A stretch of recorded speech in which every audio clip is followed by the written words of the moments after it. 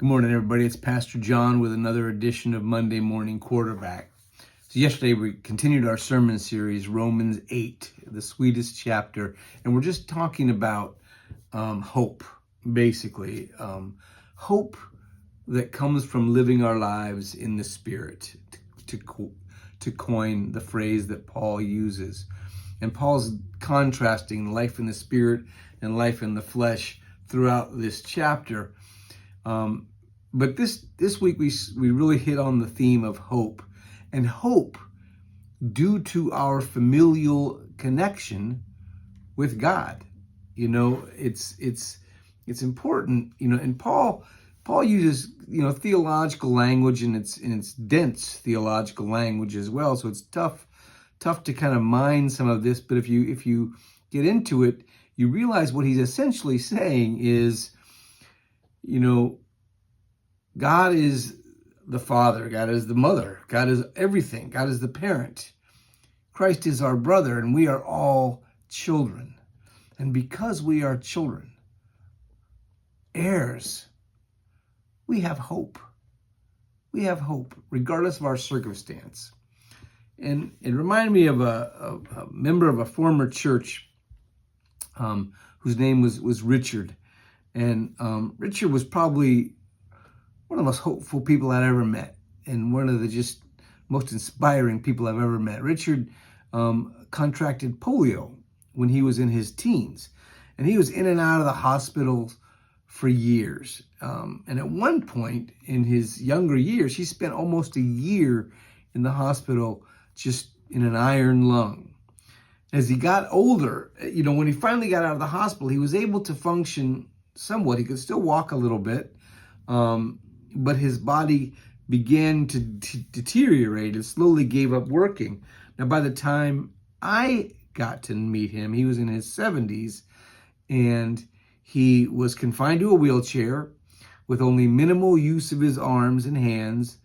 And most people in that point would probably find themselves justified in sort of just kind of giving up, But Richard was, bar none, the most active person at that church. Probably the most active person I've had at any church. He was amazing. He was involved in the church, and he was involved in the community.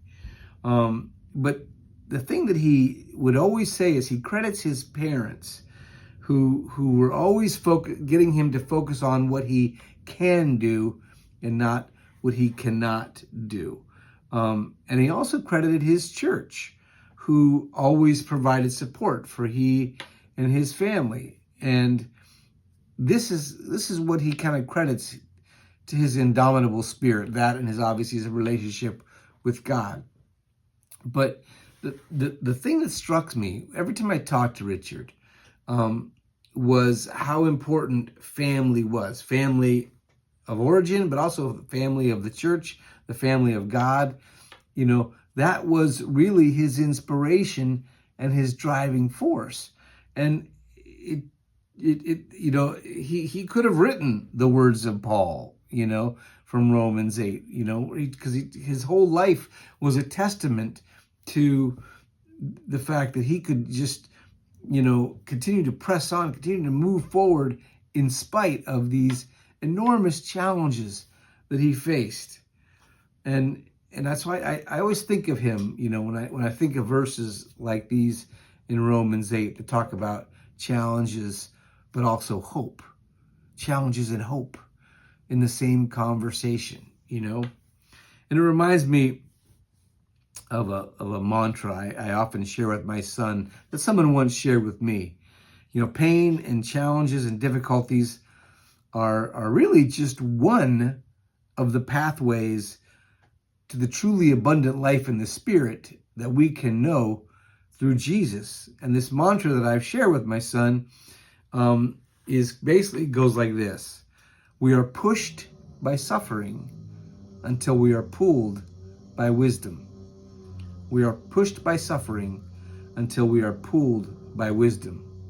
Richard Rohr also has a quote similar to this. He says, "Two universal and prime paths of transformation: great love and great suffering. Only love and suffering are strong enough to break down our usual ego defenses. And that's sort of the whole thing about suffering, is one of the things that it does is it breaks down our ego defenses, which then opens us up to the presence of the living God in our midst. Now, sometimes it just breaks us down, and we don't turn to God, or we don't turn to our support network. We just sort of give up. And that's obviously a risk. But the opportunity in suffering is that it has broken down our ego defenses, and now we are open to a new life, an abundant life in God.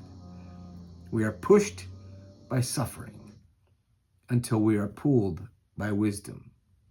Pain is never fun, and God does not cause pain to happen. But God is with us in the midst of our pain and suffering.